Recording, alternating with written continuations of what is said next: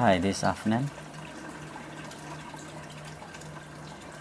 Today I'm looking at this Astro 1000 liquid filter, a pump that I use for a single grow bed operation, and I've been using this pump for quite some time, for few years, this particular type of pump. However, recently I've changed to another brand or another make, because this Astro 1000, after a few years of usage, I found out that it have a problem that I feel that I need to try out some other pump. Okay, this Astro 1000 is rated at 1000 liter per hour. It's a 14-watt pump. The maximum height it can deliver is 1 meter. At 1 meter is basically zero flow, and there is a flow rate diagram here. You can see AS1000 will gradually goes to zero at 1 meter height of water head. Let's have a look what we have. This is a pump that I bought, but I did not use the body because I basically cannibalize the roto part, because most of this pump, the roto tend to fail because of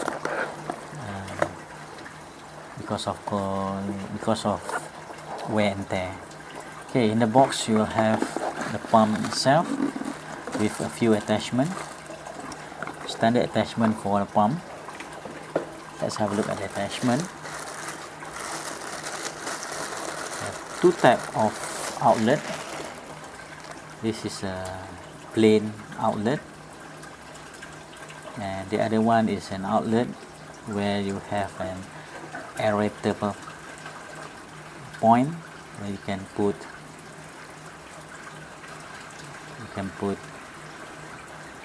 hose to provide the aeration function. Anyway, most of the time I will not use this function, but if required I will need to remove this rubber stopper and attach this hose to it. Then it will provide aeration for a fish tank, but I don't use this. I most of the time use this plain attachment to the pump with a hose for water feed into my aquaponics set.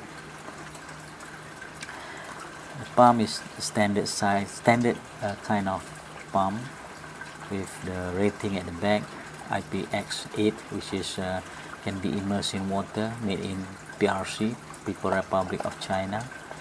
They have suction feed, then you can secure it to the bottom of the fish tank, or just have it sit without giving much vibration. There is a adjustment for varying the water delivery by restricting the inflow into the pump.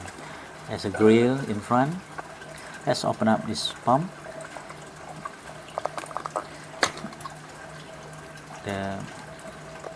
This part slide out, and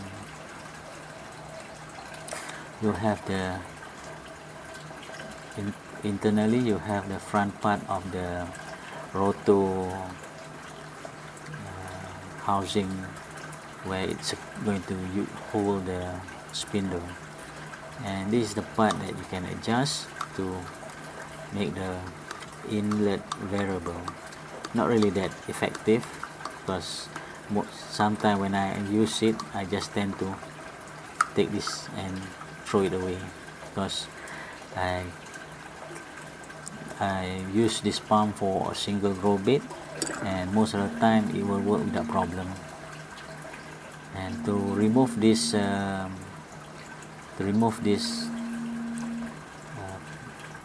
pump, I have to rotate it anti-clockwise, then take it out, and you have the spindle. Okay, the roto. This roto is typical roto like any other pump of this nature, and you have a play because they do not want to have the spindle broken if there's a problem. And sometimes the attachment here broken off, and the roto and the magnet, the impeller and the magnet roto will just rotate freely of one another.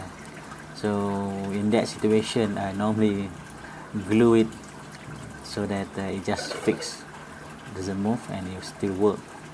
The spindle is a typical spindle with a stainless steel shaft,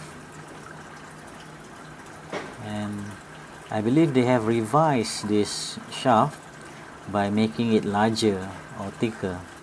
I've seen a shaft which is smaller in diameter, and I think they are trying to improve this pump design. Let's put it back together, and you can see the rotor where is it sitting in, with a slight indent where provide lubrication and cooling for the rotor. Let's put it back in.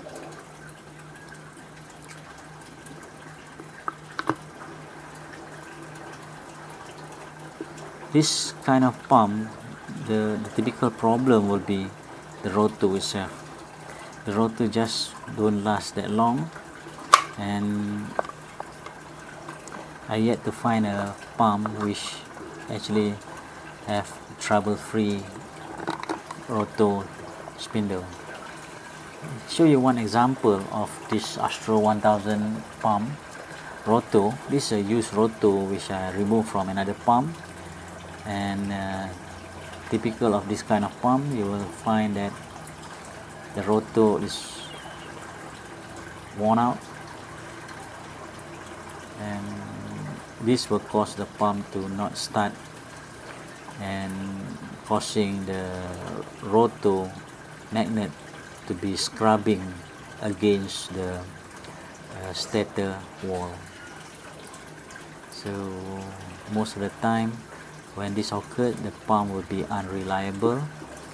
It requires a bit of a tapping for it to start, and if it does not start automatically because of the friction created by that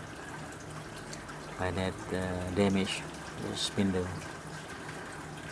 I hope they revise this pump, all this kind of pump with some manufacturers have replaced the spindle shaft with a ceramic shaft that will make the pump last longer. But since this pump is very cheap, less than $10 each, so I guess they're a bit reluctant to make this pump to last a long time, although I'm sure they can do something about it. Only thing is that the wire for this pump is short, so to put it into an aquaponics system, most of the time I have to extend this wire. So that is the troublesome part to replace this kind of pump, because I need to